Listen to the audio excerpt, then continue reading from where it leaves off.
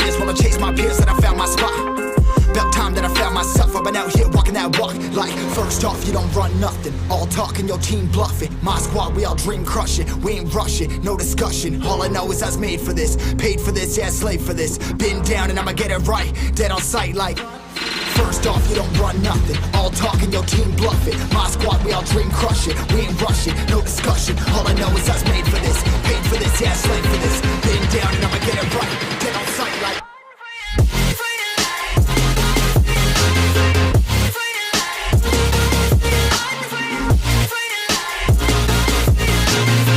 Down and I'ma get it right. Dead on sight like...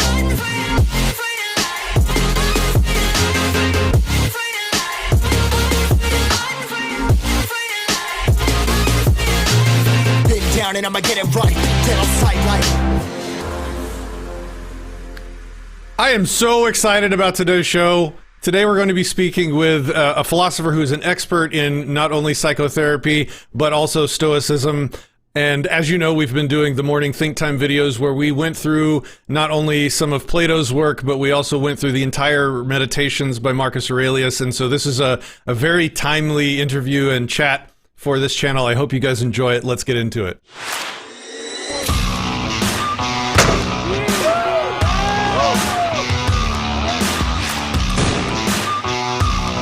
He has a plan, she has a plan, and you get to pay for it regardless. The best way to get someone motivated is to stand for something strongly, deeply, passionately. Subscribe to Disenthrall. Do as you're told.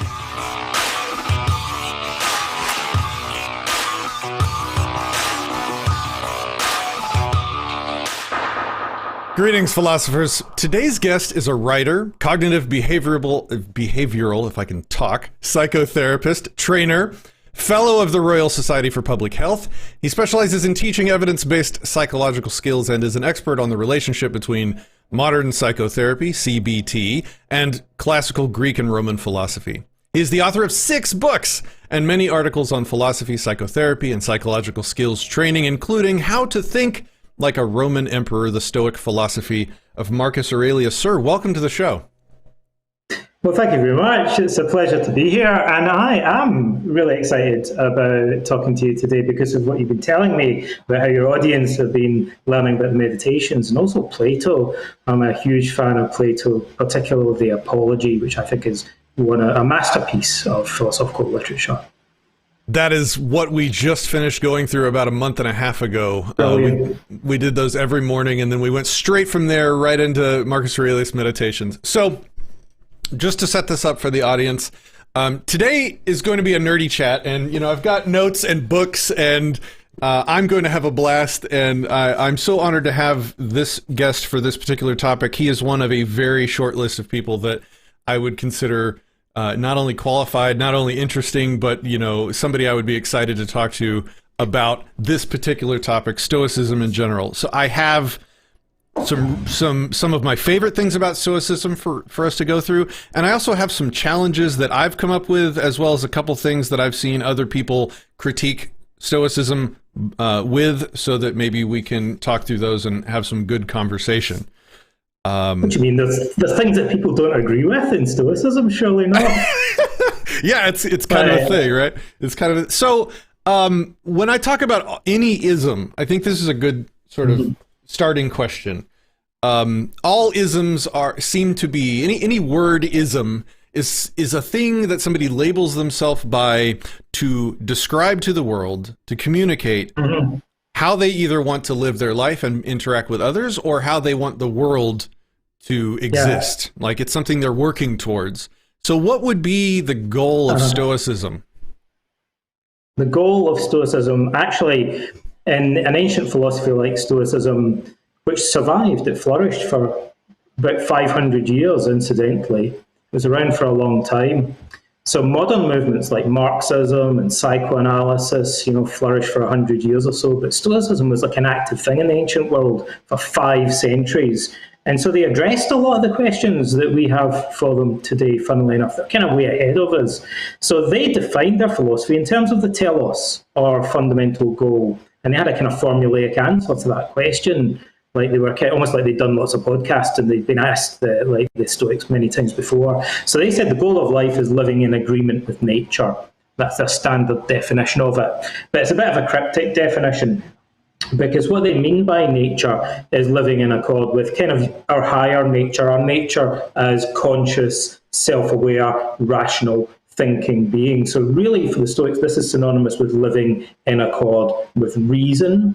And to live in accord with reason consistently and to the best of your ability would be synonymous with living wisely. And the Stoics think that if you live wisely in terms of your relationship with society as a whole and other people as individuals, then you would also be living in accord with social virtues like justice and fairness and kindness and so on. And in order to live consistently with wisdom and with justice, you need to deal with your own fears and desires. So you're going to also need courage and self-discipline to do this. And that leads us to the 4 cardinal virtues. So Stoicism is often described as a philosophy that encourages us to live consistently in accord with virtue. And the cardinal virtues of Stoicism are wisdom, justice, courage, and self-discipline.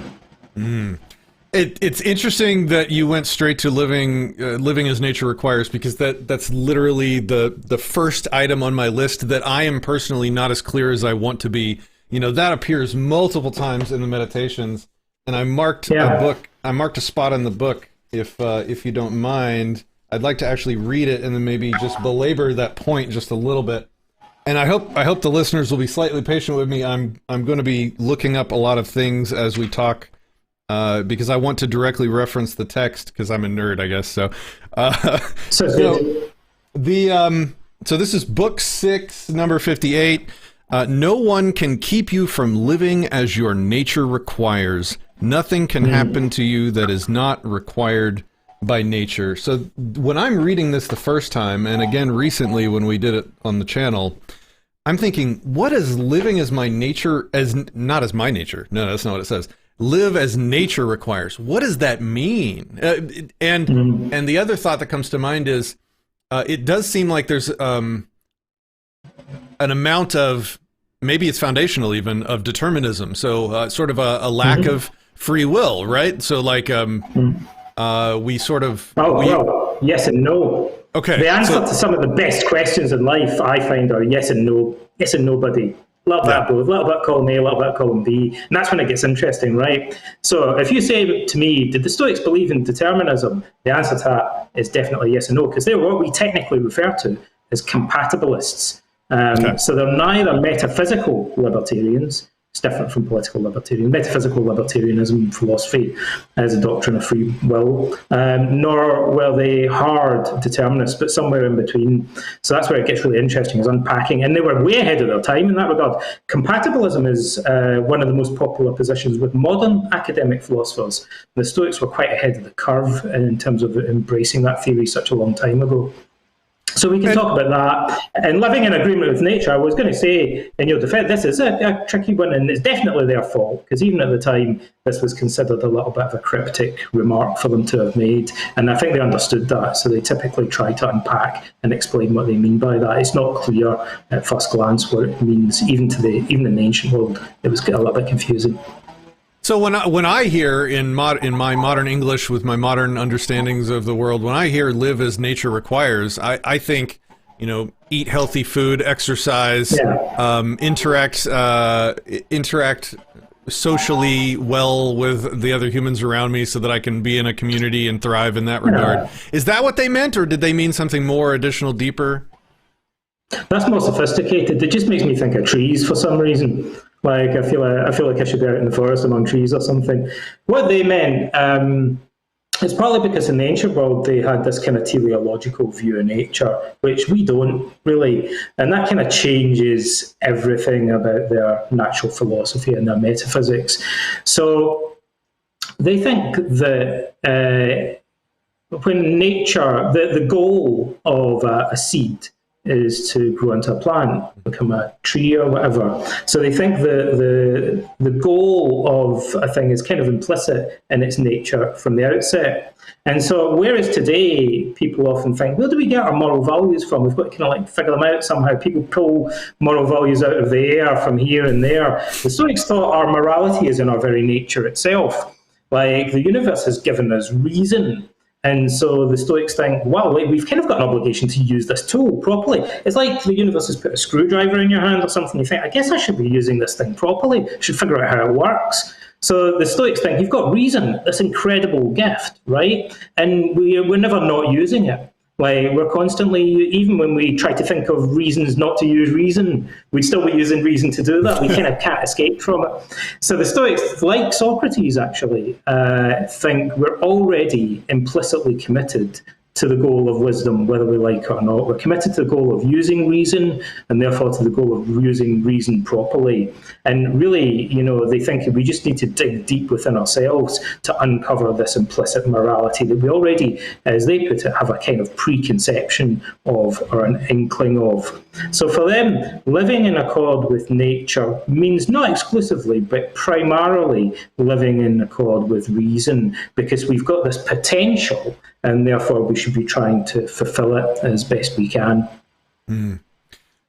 Okay, so now maybe the thing I want to talk about next is the biggest drag, is the best way to describe it. I felt as I read all of the Stoic work, there is a constant, and I don't know if I'm going to describe this well, there seems to be a constant sort of devaluing of life, of our time alive. It's like, and I have lots of quotes, so I won't go through all of them, but it's things that happen to the body are meaningless. Nothing can harm us if we choose not to let it. That's good depending on what you define harm as, right? If you're talking like emotional harm or something like that, absolutely love it. That's one of the best. That is one of the best things that the Stoicism has taught me. Right. They do devalue life, in a sense. Like, that's integral to their whole philosophy. And again, I think much of what the Stoics are saying is derived from Socrates. We know that in the ancient world, to a large extent, the Stoics saw themselves as being a Socratic sect. I think they maybe even saw themselves as trying to get back to the original, and a sort of return to Socrates. They viewed themselves as trying to reconstruct the original pre-Platonic philosophy of Socrates, perhaps. That may have been what they were up to. Certainly, if you read Epictetus more than Marcus Aurelius, he goes on and on and on to his students about how amazing Socrates is.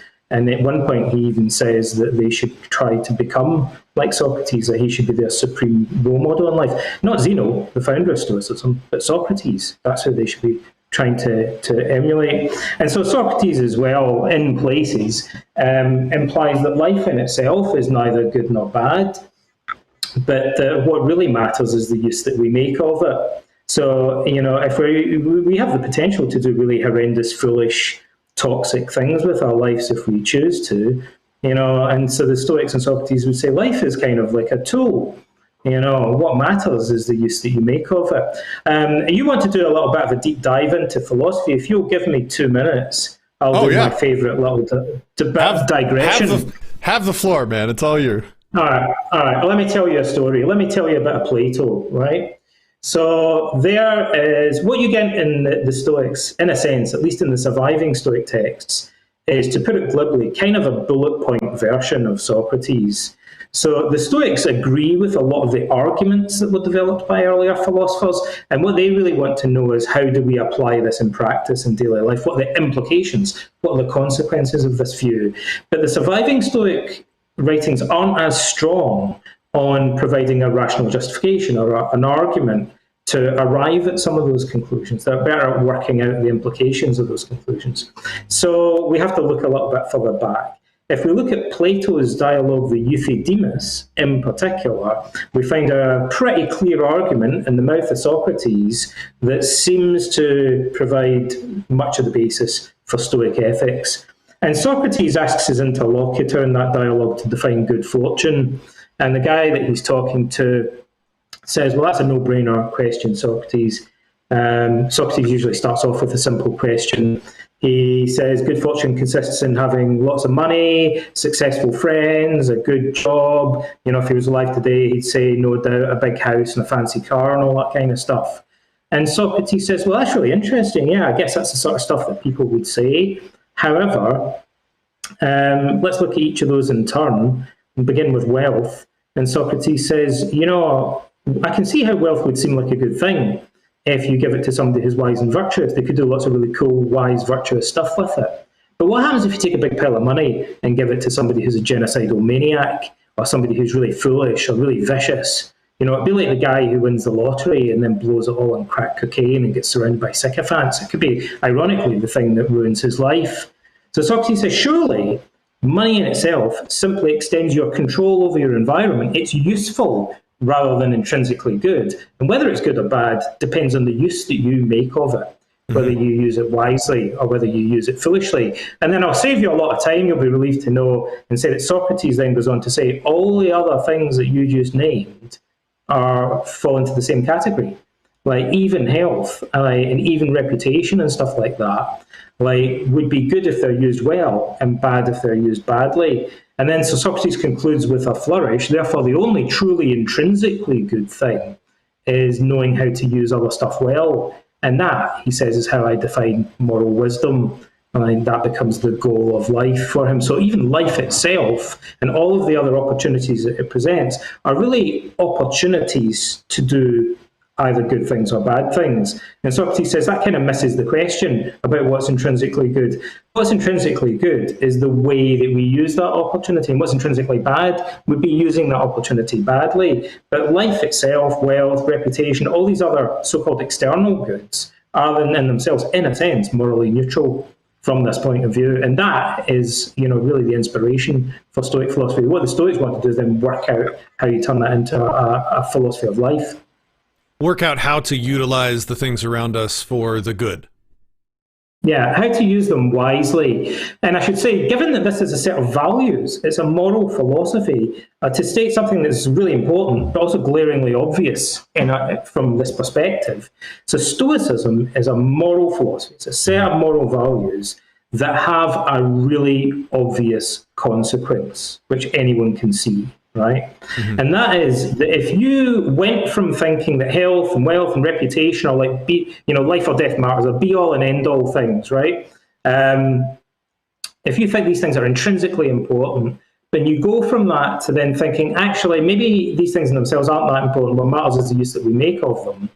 Then you would potentially become more psychologically resilient in the face of adversity, mm-hmm. or being deprived of wealth or relationships or success in the external world. So it's a set of moral values that have obvious psychological implications, like self-evident psychological implications. And that is why Stoicism became synonymous with psychological resilience, and why Stoicism became the inspiration for modern evidence-based cognitive behavioral psychotherapy. And that's how I got interested in it. There's so many directions I want to go. I want to talk about what is the good, but before I follow that thread, I want to come to sort of the counterpoint, or what seems contradictory to me. So there is this sort of constant devaluing of life and lifetime and our time alive, but on the other hand, you get the probably number one most quoted phrase, memento mori, that kind of sentiment. You could die right now, so live your life based on that. It seems a bit of a contradiction to say you could die at any moment, so live and do everything you do as if it's the last thing you're going to do, like treasure every moment. Oh wait, don't worry about that death. Don't worry if you're going to live another 20 years. Who cares? That's not what's important. It seems like, which one of those things, it seems like those are contradictory. Am I wrong?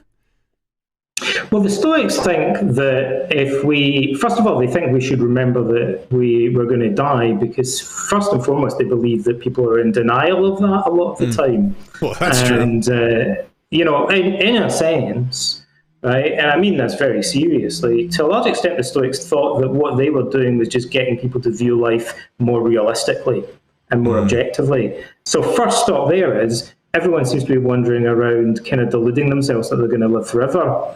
And the Stoics thought, you need to recognize the fact that you've only got a limited amount of time here. Like, and the thing that makes that really obvious is when people have a brush with death, right? Which many people have, especially by middle age. You know, a lot of people have had health problems or they've been in dangerous situations and they've had an oh shit moment where they thought, maybe my time's up, buddy.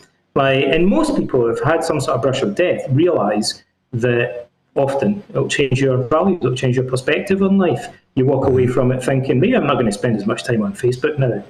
Or I don't know if I really need to watch all those episodes of Friends. Maybe there's other stuff that I could be doing that's more valuable. And so the Stoics, like, clearly, like, you know, people are kind of deluded about this because when they are confronted with their own mortality, it usually has quite a big effect on them and on their values. And so what the Stoics really want us to do isn't to kind of like necessarily to treasure every moment as if it's kind of intrinsically valuable, but to see it as it's more the opportunity that it provides for exercising strength of character and wisdom. What they want us to do. So Seneca wrote a whole book on the shortness of life, on this question of time and how precious time is. What they want us to do is just to stop delaying, putting off, trying to improve ourselves and act more consistently in accord with wisdom and virtue. Like Marcus Aurelius says, stop arguing about what a good man is and just be one. The Stoics want to constantly remind us, you know, there's a weird tendency that we have to put things off. Like, and they say, it's like for some strange reason, we have to keep slapping ourselves in the face and saying, wake up. Like, you know, like if you could be doing this stuff right now. Like, you know, you could be trying to have integrity and wisdom more right now, this very minute, where rather than kind of slipping into thinking, well, I'll do that tomorrow. Like, I'll pursue wisdom and enlightenment tomorrow. How does that balance, though, with the sort of flippancy with which they seem to want you to regard your coming death? It's like, look, either the time is valuable and you should treasure it and not want to give up any amount of it, but at the same time they're like, you shouldn't worry about that. Is it because it's out of your control? Is that what it is? I want to, well, let me let you answer that question before I sort of, I want to relate a personal anecdote that I think is a powerful story of how Stoicism had a huge effect on my life, confronting, you know, the end of life. But yeah, do you have any thoughts on that before I kind of launch into that? Go ahead. Okay, so as the viewers of this channel know, 3.5 years ago, my daughter was diagnosed with leukemia. She was 3 years old at the time, and that was an abrupt, in-my-face confrontation with the fact that, and I made a video about this, and it was like one of the weirdest, most personal, just weird videos for me to make on the channel. People can go back and watch it if they want, but it was me hitting that realization that life includes suffering, and to expect otherwise is to set yourself up for massive emotional sort of trauma and hardship and problems when that suffering arrives. And it was the study of the Stoics that got me through that time of my life. It ended well. My daughter, you know, she completed treatment 7 months ago. Everything's good. But that is an ultra dark thing to go through. And when I first went into it, I wasn't prepared. I did not think that it could happen to me. I wasn't ready for that aspect of existence. And and so sort of, I think everybody comes by default, they grow with this thing in their head that says, well, those things shouldn't happen to me. Like, that shouldn't be a part of existence. I deserve a life absent that kind of suffering. And then the other side, that the growth side of that is that once you realize that those experiences are part of this thing called life, of existence, then you have a choice to make. You can either stop existing, or you can accept what life actually is and be more healthy and robust and resilient, and anti-fragile is a great word for what I'm talking about. Like, you can accept the bad with the good, and in doing so, handle the terrible tragedy and harm much better, much more rationally and efficaciously than you otherwise might. So that's the story I wanted to tell you, just to see if you have any thoughts on it.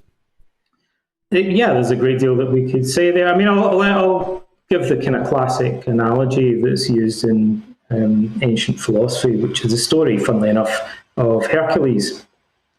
As Epictetus alludes to this, it was a very famous, very influential story because there was an iconic speech about it given by one of the sophists, Odysee, which we know of because Socrates liked this speech, although he was critical of the sophists. Yeah, they were kind of frenemies. Like, he liked a lot of the stuff that they did, and he really liked this speech, which we now call the choice of Hercules. And the story is basically that Hercules arrives at this fork in the road, and he's given a choice between two paths that lie ahead of them. This became a real cliche in Greek society, this idea of a choice between a life of complete ease and privilege and leisure, where, and the beautiful way it's phrased in the speech is that everything will be given to you by the labour of other men, is how it's phrased. Like, so he's given this option by a goddess to say, you can have a really cushy life. You know, the only thing you'll have to be worrying about is who to have sex with or what to eat next, like, because you're going to live like a king, like, for the rest of your life. And this goddess says that her name is Eudaimonia, or happiness, and this is what she offers him, that she's lying. And another goddess comes forward, and she's very blunt with him. She exhibits paresia, or freedom of speech, as it was known in the ancient, or one of the virtues of Cynic and Stoic philosophy. And this goddess says, listen, she's deceiving you. She said, if you follow her path, you might enjoy all of these things, but you'll be denied two of the most valuable things in life. You'll never hear yourself being praised by the good and the wise, and you'll never enjoy the sight of any act of your own which fills you with pride. Like, so you'll never have a sense of fulfillment and self-esteem because you'll just be lying on your lazy backside all day, like, and letting everybody else do all the work, basically, right? And Hercules, spoiler alert, right? Hercules chooses the path of arete, or virtue. And then his life is really tough. Like, he's persecuted by the goddess Hera. He wanders the earth penniless. Like, he's persecuted by other men. He lives very, very simply off the earth. Like, and he dies tortured in absolute abject agony. Like, but he's elevated to the status of a god, and he experiences true enlightenment, or eudaimonia, the Greeks thought, as a result of having gone through this assault course, lifelong, of one hardship. At the end, he has to go down to Hades and barehanded wrestle with Cerberus, like the three-headed dog that guards Hades. So he has to do all these terrible, tough things. And he abandons this life of complete luxury and leisure. And the moral of the story, Epictetus says to his students, is, look, you wouldn't even call this dude Hercules. Like, you wouldn't admire him at all. You wouldn't even remember his name. Yeah. Like, if he just sat in bed all day, if he snuggled under the covers and had his grapes peeled for him by beautiful servants and lived in luxury, you know, there would be nothing admirable about that life. And Epictetus says, you know, the irony is that there's something about human nature that makes us want to avoid hardship. Right? It's kind of like we have something built into us that's always kind of looking for a way out of pain and suffering and hardship. But at the same time, like, we don't admire people whose lives are completely without any challenges. The people we admire most are the people who face hardship and challenges and survive, like, and surmount them and grow stronger as a result, anti-fragile, as you say. We both mentioned our love of Plato and Socrates, and the Stoics have this, like, cool question, or ancient authors in general, we used to rack their brains over this question of, would Socrates' life have been better if we gave him more money and more friends and more status?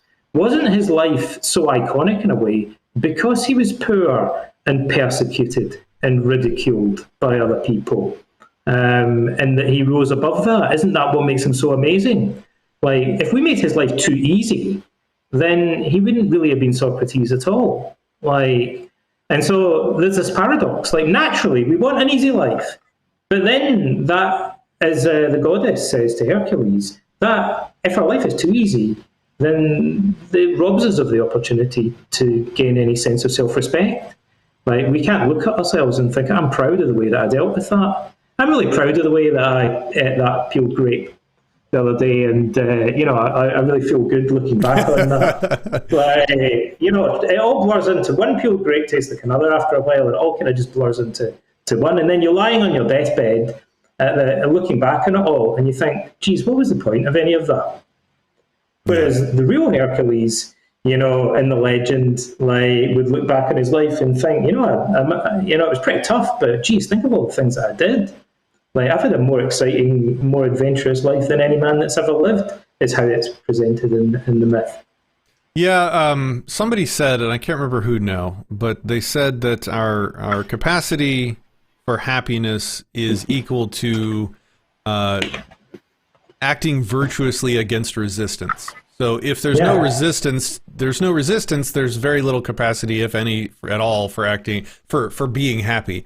But if acting virtuously is risky or dangerous or difficult, then there's a lot of capacity to get happiness from those actions. The other thing I should say, I should actually qualify that a little bit by saying that the Stoics have this other kind of obvious analogy, actually, which is they like to compare it to wrestling. So the Greeks and the Romans used to do a lot of wrestling, boxing, and the Pancratian as well, which is, I guess, a bit like a mixed martial art. And so naturally they use this as an analogy.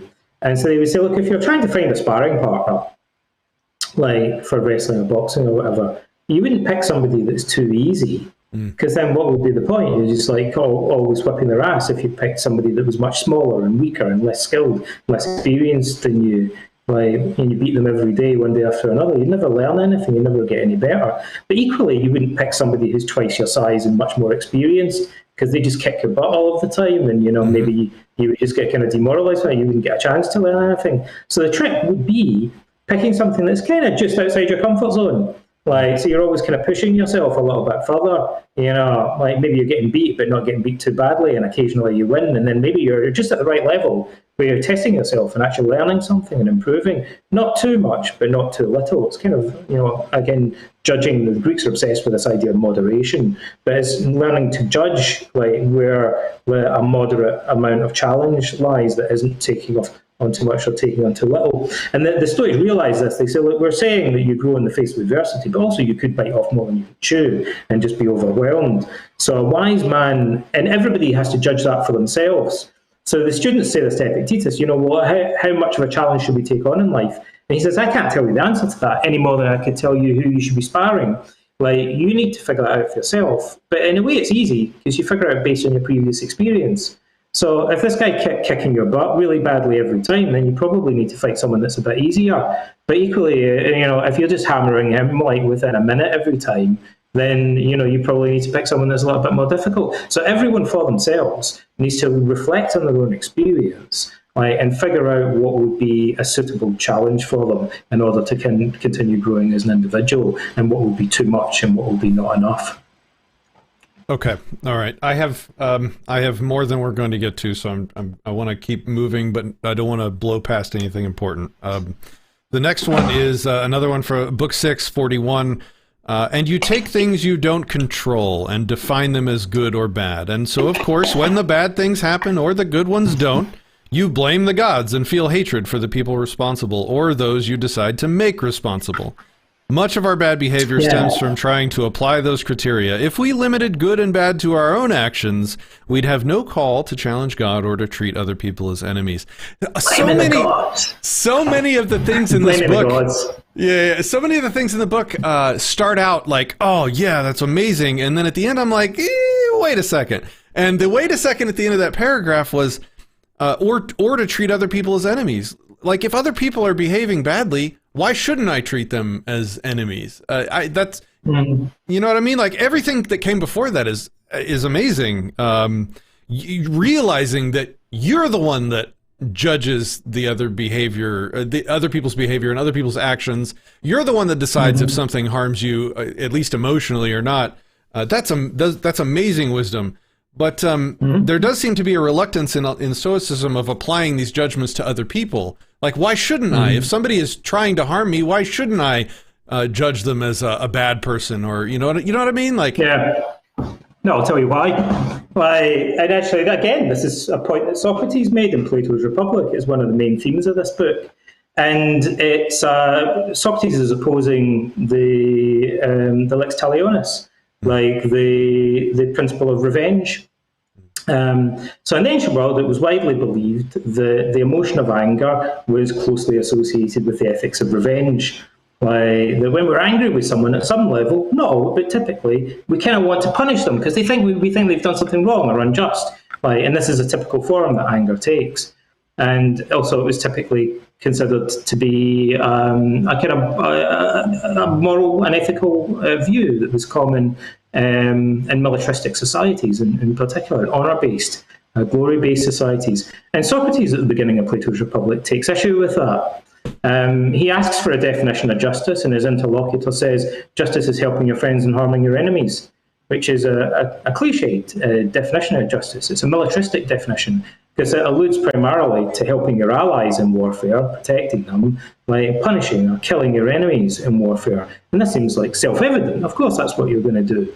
And Socrates says, well, hold up there. Wait a minute, buddy. And he begins to dissect this idea in Book 1 of Plato's Republic. And it was widely believed, although it's not made really explicit there, that Socrates thought it made more sense to define justice as helping your friends and also helping your enemies. Now, so part of the confusion here, the ancient philosophers would say, if you're going to do philosophy, part of it is that you have to question concepts, right? And then you're going to run up against a common problem that was recognized by Socrates and all ancient philosophers, that language is going to start to creak at the joints a little bit. So you're going to have to coin neologisms, you're going to have to qualify what you're saying. So the problem here, I think, is with the meaning of the word enemy, right? Okay. So in this context, obviously, there are people that are going to invade your country and enslave your people and stuff like that. And in that sense, they're your enemies, right? But Socrates really thinks that it's not helpful to hate those people or to have a fundamental desire to harm them, because he thinks the desire to harm other people, for a start, isn't necessarily the best way to protect your own nation. And I think of a good example of that would be, again, to come back to martial arts. Whenever I'm having this discussion, there's usually somebody who says, well, what about if you're attacked by someone in the street? And then anger kind of protects you. Wanting to really hurt or harm the other person is a powerful motive to defend yourself. But in fact, it seems to me that people are very experienced at fighting.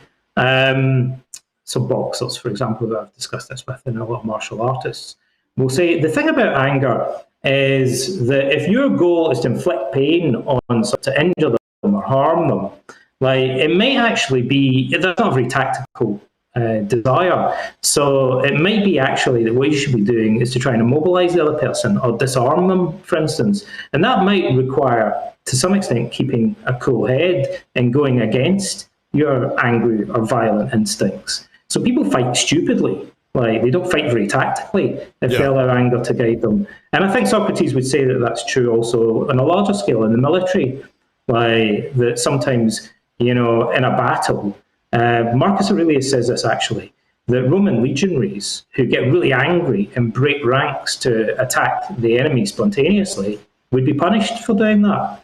They would be just as dangerous as cowards who turn around and run away in the opposite direction. He says anger is just as dangerous and problematic in a legionary as fear, because it places the other people around him at risk.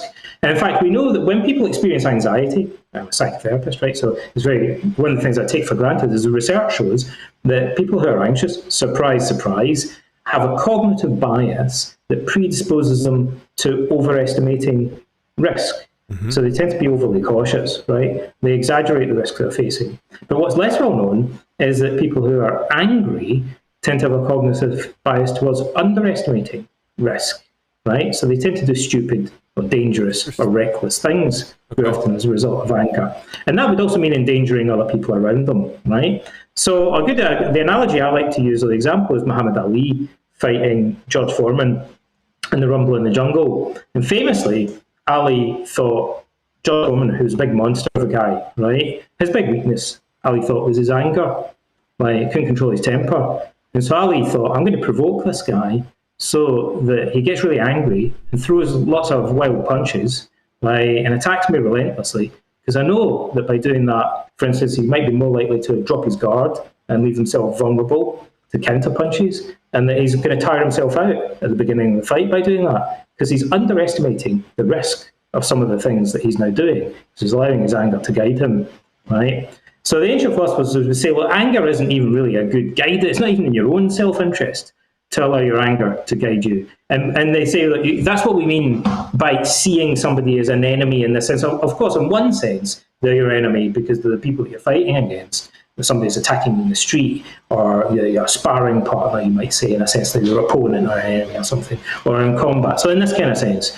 But to see them as kind of more fundamentally your enemy, as a kind of hated individual, as somebody that your fundamental goal is to harm or to destroy, in a kind of malicious way, the Stoics thought this is one of the most toxic things for society and for individuals as well. And so the Stoics also, you might say, are in favour. I think it's obvious that this position, in Socrates and in the Stoics, would make them lean towards the placing emphasis on the rehabilitation of criminals, and on rather than retribution and justice, and also in attempting to restore peace and turn enemies into allies, rather than just kind of punishing one's enemies in warfare.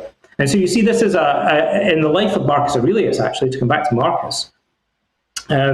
Marcus Aurelius was a controversial figure politically.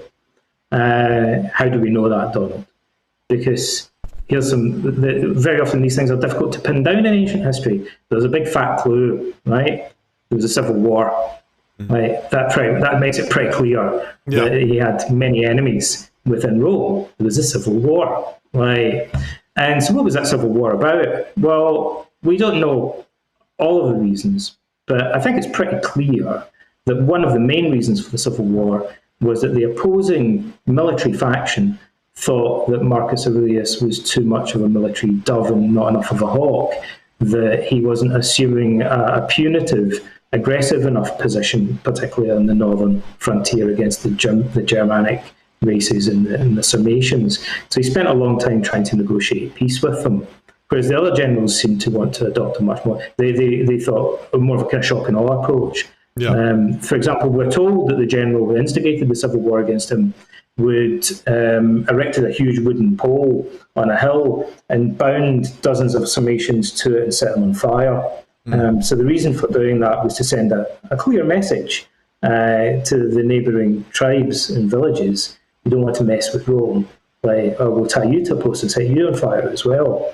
And I think Marcus, in part, thought, and this is a point made in Plato's Republic, that just at a practical level, the consequence of doing that is just potentially that you're going to ingrain deeper and deeper hatred of your own people. And so sure, you might cow these people into submission by using these kind of violent strategies, but you're going to create a situation where generation after generation of Sarmatians are going to hate and want to throw off Roman rule, because they're going to now see you as the hated enemy. Whereas maybe you could have de-escalated things and negotiated peace, but secured stability for a much longer period if you'd adopted a more diplomatic approach, perhaps. Sometimes Marcus would say, well, of course, Marcus went to war, and he thought that you have to fight. But nevertheless, he thought that the goal of warfare was ultimately to arrive at peace and restore stability, and not just simply to kind of destroy the enemy or enslave them. Okay, so I want to be respectful of your time. We have about 15 minutes left, so I would like to do 5 minutes on harm, and I'd like to do 5 minutes on Epicureanism, and then I want to end up by talking about your book.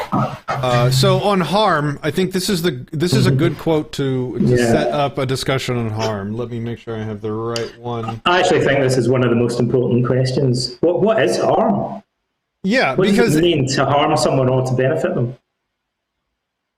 Book 855, the existence of evil does not harm the world, and an individual act of evil does not harm the victim. Only one person is harmed by it, and he can stop being harmed as soon as he decides to. Yeah. That's So is it another language thing? Like maybe the language has been stretched at the seams over time, and what we think of, like, what does he mean by harm? You can also say it's a paradox thing. Like Socrates and the Stoics were known for the paradox. I was going to say, do you know who said that? The passage that you're reading out is very clearly a reference again to a typical Socratic paradox.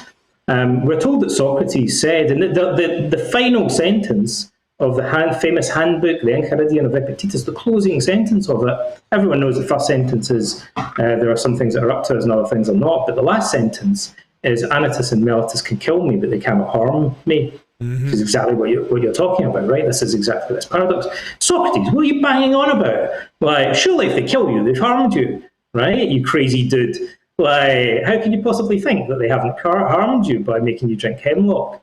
And Socrates adopts this hardline position that says, as long as you haven't damaged my moral character, my integrity, or my wisdom, you haven't really harmed me. You've had my body, but you haven't really harmed me as an individual. Which seems also weirdly, just as an aside, very much sounds like in Star Wars, where Obi-Wan Kenobi says to Darth Vader, "You may strike me down, but only make me more powerful." Yeah, so a lot of people think that sounds weirdly like the Enchiridion. So Socrates adopts a very strict position that says, you'll damage my body, but that's not the most important thing to me. The most important thing is my wisdom and moral integrity. And in fact, by being unafraid of death and meeting it with dignity and courage, I, if anything, extend my wisdom and integrity even further. And actually, in the grand scheme of things, in a sense, Socrates was right. Incidentally, he was quite an old man. Maybe didn't have that many more years in him. Anyway, he was about 71 years old. Had a pretty good innings for ancient Greek. Yeah, like if you're close to old age, death anyway, then I could kind of see how you're not really harming somebody by ending it early. But even then, like you would have to value living even another moment, another minute, another day, another week. You would have to value that at zero to say that you weren't harmed by having that taken or ended, right? I mean, in a way, this is actually, I think, the same question that's run all the way through your discussion from the beginning. So I should answer it more clearly. The Stoics adopt this position that the only thing that's of intrinsically importance is moral wisdom, or its converse, moral folly or vice. However, external goods do have a sort of value, and this is really one of the defining principles of Stoicism, actually, because earlier philosophers, the Cynics, said, no, external things are all completely indifferent. But the Cynics had a more simplistic, more radical philosophy that's closer to what you're talking about. And in fact, Epictetus sometimes sounds more like a Cynic, where he seems to say, he actually, at some points, Epictetus just says to his students, if some negative external event befalls you, you say, this is nothing to me, literally. That sounds more like a Cynic, right? So the Stoics want to say, no, wealth is better than poverty, health is better than disease, and life is better than death, but only in this kind of secondary sense. And the way that it was explained, not by a Stoic, but an Aristotelian, but nevertheless, this is a good analogy for Stoicism, is he said, imagine a set of scales. On one side of these scales, we have wisdom and virtue, which is the true good, the supreme good in life. And on the other side, we have the external goods. So we could take money, like gold. And he said, according to the Stoic position, it doesn't matter how many gold coins you put on, there would never be enough to tip the balance against virtue. So although they do believe that external goods have some value, they call it axia in Greek, has a sort of value, it's completely incommensurate with the value that's assigned to wisdom and virtue. So it would be, according to the Stoics, perfectly rational to take your vitamin pills or whatever and try and preserve your life. That's reasonable, and it would be foolish to recklessly risk your life and do dangerous things and take lots of drugs and die foolishly or unnecessarily. But what you shouldn't do is try to preserve your life in a way that sacrifices your moral character. Moral character, reason. Okay. So if you challenge the sort of big two or big three, that there's no contest. The other things should not even be a consideration in the equation. Okay. Yeah, you shouldn't sell out. It's fair, health, wealth, and reputation are better than their opposites, but you shouldn't sacrifice your integrity for them. You should be willing to endure poverty and death and sickness in order to preserve wisdom and moral virtue and integrity, according to the Stoics. They've got a hard line against selling out morally. Yeah, and no story has ever been told saying that as strongly or as loudly as the Apology, for sure. That was a very, very powerful work. The Stoics love the Apology. Like Marcus Aurelius quotes the Apology, I think, several times in the Meditations. Yeah. Okay, so the next thing, I would like to talk about Epicureanism. I would say that I have a Cliff Notes education of Epicurus, and I've mostly done most of my studyings on the Stoics. And I'm going to make a statement just to see if this rings true to you or not. I don't know if it is. I wouldn't call myself knowledgeable enough to say it with authority, but it seems to me that the general public's understanding of Stoicism is what Epicureanism actually wants to be. And it's sort of the opposite is true. What the general public thinks of Epicureanism is more closely aligned with what the Stoics were aiming for. Does that make sense? And so maybe can you set that up with a quick description of Epicureanism in contrast, and then your opinion on that statement? I'll have a go. I just said something pretty much the same as that on Facebook, and somebody replied and said, well, that just shows you don't know anything about Epicureanism or something. Although I've been studying it for 25 years, so I have a rough idea how it works. I'm a bit rusty on it, because I haven't read the Epicurean literature for a little while. I have not been on Facebook in over a year, so I didn't see that post, I promise. That was just my own personal thoughts. Okay. But great minds think alike, buddy. There's a guy called Bill Irvine who I really like his book. He's a nice guy as well. He wrote one of the best-selling books on Stoicism. It's called A Guide to the Good Life. I recommend it all the time. I think it's a great book. However, the way that he portrays Stoicism in it, to me, seems more like Epicureanism. Dun, dun, dun.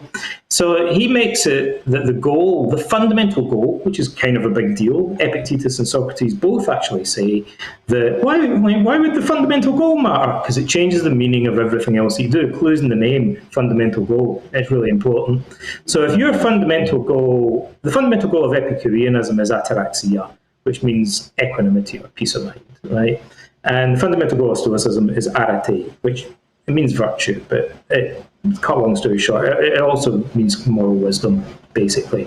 So wisdom or peace of mind. A lot of people would say, well, those are very similar, related things. Yeah, but they're not identical. Thereby is a rub, right? It makes kind of a difference. So if you think that equanimity or peace of mind is the single most important, that's what the goal of life means, like the single most important thing that you would be willing to sacrifice everything else for, including your granny, right? Like that's what it means to say that it's a telos. It's the number one most important thing in life. Then the is twofold.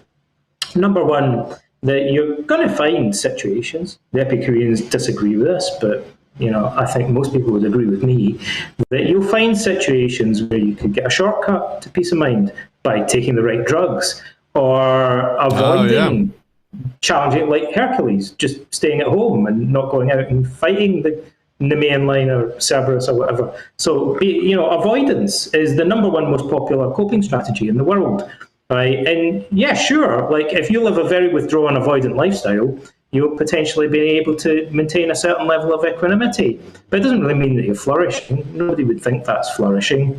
Normally, we don't admire people who maintain equanimity by avoiding everything. And actually, in reality, Epicurus lived in a walled garden surrounded by a close circle of friends in relative obscurity. We're told that engraved above the entrance to his garden were the words "live in obscurity."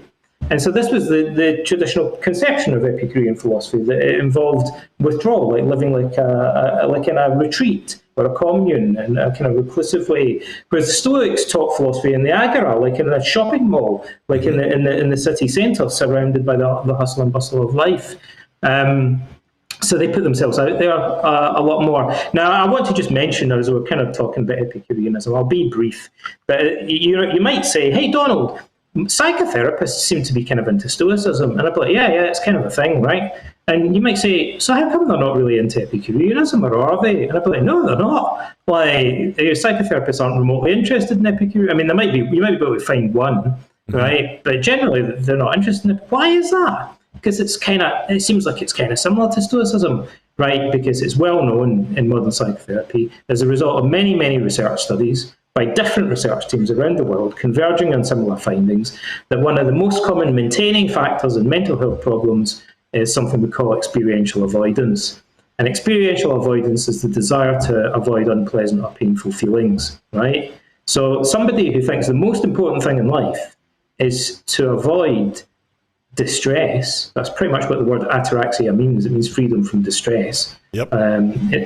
We translate it as equanimity. The word actually means freedom from disturbance or freedom from distress. That's almost, by definition, exactly what we know is the primary goal of people that lack resilience and are prone to depression and anxiety. And in fact, there's questionnaire studies that show that people who strongly endorse the statement anxiety is bad are more likely than the average to develop anxiety or depression in the future over the longer term. So strongly being opposed to experiencing any anxiety makes you vulnerable. It's ironic, right? And so the Epicureans, I think, fall into the big psychological trap that modern psychotherapy warns us against. So of course it looks like an appealing philosophy. And so avoidance looks like an appealing coping strategy. And experiential avoidance is really appealing, but it's not healthy, it's toxic philosophy of life. It's a fragile way of living. Isn't a one-line summary of Epicureanism avoidance? So you want to avoid anything that might link you into having a non-peaceful mind. Like you don't want wealth because then you'll have to worry about protecting it. You don't want property because then you'll have to worry about protecting it. You don't want relationships because then you might bring drama into your life. So it's like this ultra forced isolation minimalism to protect yourself from. There's going to be Epicureans in the comments going, "That's not what he said." If I'm wrong, tell me. That's fine. No, I agree with you. Oh, right? okay. There will be people that object to that interpretation, I should say, but they're wrong. So in the ancient world, it was well known. The Epicurus allegedly told his students, "Don't marry or have children." And don't engage in public life, or don't engage with society, with politics. Whereas the Stoics said the opposite. They said you should try and work with the society that you live in, engage in public life and public office. So you join the military or whatever. You should marry. You should have children. Generally speaking, so they adopted quite an opposite view from the Epicureans. The Epicureans in some ways are comparable to like a hippie commune or a monastic retreat or a Buddhist retreat or something, like a little bit more that kind of vibe. I'm not saying that's exactly what it's like, but a little bit more leaning in that direction. But then the Stoics were more like, you need to put yourself out there and face life's challenges like Hercules, but learn how not to be overwhelmed even when you're in the middle of a sparring match. Not just not get into a sparring match in the first place. That would be the Epicurean solution, right?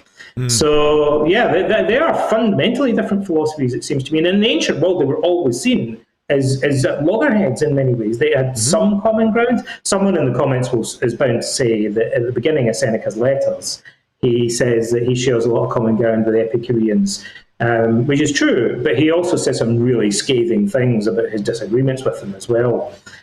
So there was some overlap, but also some differences. Now, to come back to what I said at the beginning, the main point of difference was about the most important point, the telos, of the goal of life. So the Stoics would say, but that changes the significance of everything else that we say. Okay, so I want to go ahead and end on talking about your book with an open invitation. I'd like to just make an early open invitation to have you back on the show. Oh my goodness. What is this? It's a graphic. It's huge. Wait a second. I can lift it. That's my graphic novel that I'm working on at the moment about Marcus Aurelius.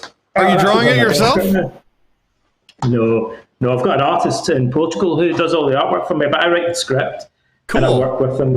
It's taken a couple of years, but we're kind of nearing the end of it now. So that happens to be sitting on my desk at the moment. That's awesome. I want to absolutely invite you back, maybe for a deep dive into Epicureanism versus Stoicism, because I think in many ways that dichotomy still exists in people's thought today and how they're living their life. It seems there's two different types of ways to live your life, and I think that bears more discussion. But you have a book, How to Think Like a Roman Emperor: The Stoic Philosophy of Marcus Aurelius. Yeah. In one line, or 100, it's totally up to you. How do you think like a Roman emperor? Because a lot of them were terrible people. So I mean, it's more like how do you live like a good Roman emperor? And what does that even look like? Can you be an emperor that rules over people and be good? Those two seem sort of contradictory. Oh, well, you haven't mentioned libertarianism to me or anarchism or anything like that, and I kind of thought you might say, how does this square with Marcus Aurelius being one of the biggest autocrats in history and stuff, like the politics of it? That's like a whole nother hour, and I want to invite you back if you want to have that talk. Man, I would love to have that talk. I'm not much of a political theorist. By the way, just as an aside about that, despite the fact that Marcus Aurelius was Roman emperor, at the beginning of the meditation, so you might have seen this, right? He doesn't talk much about politics, but mind-bogglingly, in his private notes to himself, which we are generally believed to be completely sincere, because they don't look like they were meant for publication, he says to himself, near the beginning, that he really admires the Stoic Republicans, who were guys that totally opposed the position of emperor, like Cato and the Stoic martyrs, Stoic opposition, and so on. Like, so that's weird. Like, he's been reading these guys that think that having an emperor is a terrible idea, right? And then he says that his vision of Roman society is a society that values the freedom of its subjects above all else. Mm-hmm. That's what he says in black and white. And you think, that's weird, coming from a guy at the top of the most strictly hierarchical society, which owns loads of slaves. Yeah. And yet, you're saying that your number one, not your second most important, but your number one thing is to secure the freedom of all of your subjects. Like, that's quite a remarkable, it's actually quite consistent with Stoicism. But it does make it sound like maybe he did think that the whole office of emperor was problematic, and maybe he felt that Rome did need to return to being a republic, perhaps. So how do you think like a Roman emperor? Seneca says the greatest empire is to be emperor of oneself, and we talked about the paradoxes of ancient philosophy. One of them was that the Stoics thought that that being a king is a state of mind. This is a weird ancient philosophy paradox, right? So they thought kingship is a psychological state, and that someone who's an emperor or a king might actually completely lack the moral character of that king. And so they would often say, look, the truly kingly person in history is Socrates, or actually more often Diogenes the Cynic. And so they loved that paradox because Diogenes and Socrates were poor and lacked social status. Diogenes lived like a beggar.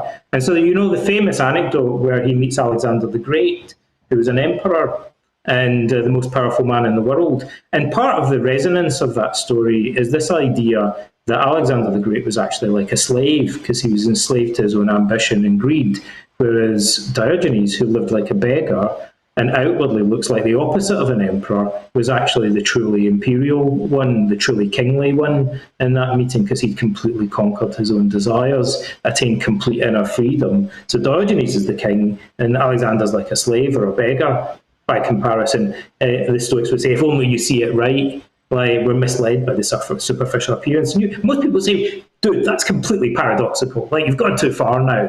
But it resonated throughout history because people thought, maybe there's some truth in that. But I guess I kind of see what you're saying there. Like, yeah, maybe Alexander died having felt like, was it really worth it all? Like, who knows? But Diogenes, although he had nothing, certainly felt like he was a king. Well, apparently that's what you need to. That's how you need to rule to get the title of the last great emperor of Rome. Like, if that was what if those were his values that he held, then maybe that's why he was one of the least tyrannical emperors over Rome. And man, I'll tell you one thing about Marcus Aurelius, right? That whatever your political views, I think most people can respect this. And this is just one of the weird things in history, and it comes from a speech which I believe is authentic. But some historians question, just because it's such a remarkable speech. I find it hard to believe that it's not authentic. There are many inauthentic speeches and letters in ancient histories, but I think this one's authentic.